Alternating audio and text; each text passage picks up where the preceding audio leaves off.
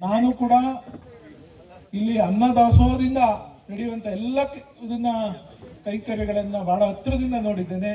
ಯಾರು ಭಕ್ತರು ಬರ್ತಾರೆ ಅವರಿಗೆ ತಿಂಡಿ ಸಮಯಕ್ಕೆ ತಿಂಡಿ ಬಂದಾಗ ತಿಂಡಿ, ಮಧ್ಯಾಹ್ನದ ಪ್ರಸಾದ, ರಾತ್ರಿ ಪ್ರಸಾದ ಎಲ್ಲವೂ ಕೂಡ ಸ್ವಾಮೀಜಿಯವರು ಬಹಳ ಕರಾರುವಕ್ಕಾಗಿ ನಿರ್ವಹಿಸಿ ನಡೆಸ್ಕೊಂಡು ಬರ್ತಾ ಇರ್ತಕ್ಕಂಥದ್ದು ಒಂದು ಪುಣ್ಯದ ಕೆಲಸ ಅಂತೇಳಿ ನಾನಾದರೂ ಭಾವಿಸಿದ್ದೇನೆ.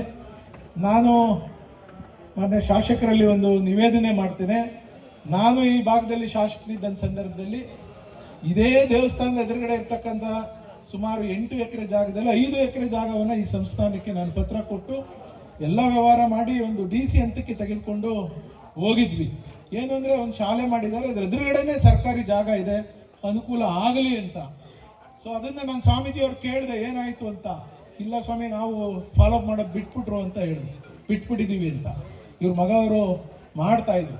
ನನಗೆ ಏನಾದರೆ ಆ ಸರ್ಕಾರಿ ಜಾಗ ಇರೋದ್ರಿಂದ, ಇವರು ಶಾಲೆಗಳು ಕೂಡ ಮಾಡಿರೋದ್ರಿಂದ, ಇನ್ನು ಇವತ್ತು ಪ್ರೈಮರಿ ಶುರುವಾಗಿದ್ದಂಥದ್ದು LKG ಶುರುವಾಗಿದ್ದು, ಈಗ ಪ್ರೌಢಶಾಲೆ ಕೂಡ SLC ಅಂದರೆ ಪ್ರೌಢಶಾಲೆವರೆಗೂ ಮಕ್ಕಳು ಇವತ್ತು ವಿದ್ಯಾಭ್ಯಾಸವನ್ನು ಮಾಡ್ತಾ ಇದ್ದಾರೆ. ಅಂದರೆ ಇವತ್ತಿನ ಈ ದುಬಾರಿ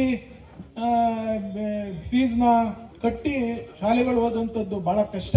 ಅದರಲ್ಲೂ ಇಂಗ್ಲೀಷ್ ಮೀಡಿಯಂ ಶಾಲೆನ ಮಾಡಿದ್ದಾರೆ ಸ್ವಾಮೀಜಿ ಅಂದರೆ ಒಂದು ಮೆಚ್ಚುಗೆ ವಿಚಾರನೆ.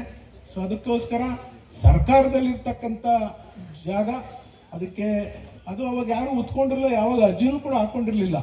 ಈಗ ಏನೇನು ಮಾಡಿದಾರೋ ಗೊತ್ತಿಲ್ಲ. ದಯಮಾಡಿ ಶಾಲೆಗೆ ಅನುಕೂಲ ಆದರೆ ದಯಮಾಡಿ ಮಾಡಿಸ್ಕೊಡಿ.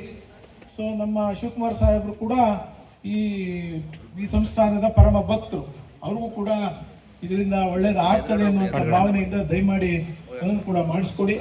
ನಾವು ಹಿಂದೆ ಇದರಲ್ಲಿ ನಮ್ಮ ಗುಡುದರಂಗನಾಥ ಸ್ವಾಮಿ ದೇವಸ್ಥಾನದ ಅಲ್ಲೂ ಕೂಡ ಸರ್ಕಾರಿ ಜಾಗ ಇತ್ತು. ಅದಕ್ಕೆ 10 ಎಕರೆ ಅವಾಗ ನಮ್ಮ ಅವಧಿನಲ್ಲಿ ಜಾಗ ನಾವು ಗೌಡರೆಲ್ಲ ಎಫರ್ಟ್ ಹಾಕಿ ಮಾಡಿಸ್ಕೊಟ್ಟಿದ್ದೀವಿ. ಇದು ದೇವಸ್ಥಾನಕ್ಕೆ ಸೇರಿದೆ. ಹಾಗೆ ಇದು ಕೂಡ ಒಂದು 5 ಎಕರೆ ಜಾಗವನ್ನು ಮಾಡಿಸ್ಕೊಡ್ಬೋದು ಅಂತೇಳಿ ಎಲ್ಲ ಶಕ್ತಿ ನಿಮ್ಮಲ್ಲಿದೆ. ದಯಮಾಡಿ ದೇವಸ್ಥಾನಕ್ಕೆ ಅನುಕೂಲ ಆಗಲಿ, ಮಾಡಿಸ್ಕೊಡಿ ಅನ್ನುವಂಥ ನಿವೇದನೆ ಕೂಡ ಮಾಡಿ ಇಲ್ಲಿಂದ ಬಂದಿರತಕ್ಕಂಥ ಎಲ್ಲ ಭಕ್ತ ಮಹಾಶಯರಿಗೆ, ಇಲ್ಲಿ ಕಾಣದ ಕೈಗಳು ಬಹಳಷ್ಟು ಜನ ಇದ್ದಾರೆ. ಅವರಿಗೆ ಆ ಪರಮಾತ್ಮನ ಆಶೀರ್ವಾದ ಯಾವ ಮಟ್ಟಕ್ಕೆ ಆಗಿದೆಯೋ ಏನೋ ಗೊತ್ತಿಲ್ಲ. ಆದರೆ ಏನು ಹೇಳ್ತಾರೋ ಎಲ್ಲವೂ ಕೂಡ ನಡೀತದೆ ಇಲ್ಲಿ ಅಂತ ಹೇಳಿದ್ರೆ, ಯಾರಾದರೂ ದೇವಸ್ಥಾನ ಇಂಥ ದಿವಸ ಓಪನ್ ಮಾಡ್ತೀವಿ ಅಂತ ಡೇಟ್ ಹಾಕಿ ಎಲ್ಲಾದರೂ ಒಂದು ಕಡೆ ದೇವಸ್ಥಾನಗಳು ಕಟ್ಟಿರೋದು ಉದಾಹರಣೆ ಇದ್ರೆ ನನಗೆ ಗೊತ್ತಿದ್ದಂಗೆ ಇಲ್ಲಿ ಮಾತ್ರ ಅನ್ನೋದನ್ನ ನಾನು ಕಂಠಕೋಶವಾಗಿ ಹೇಳಲಿಕ್ಕೆ ನನಗೆ ಹೆಮ್ಮೆ ಆಗ್ತದೆ.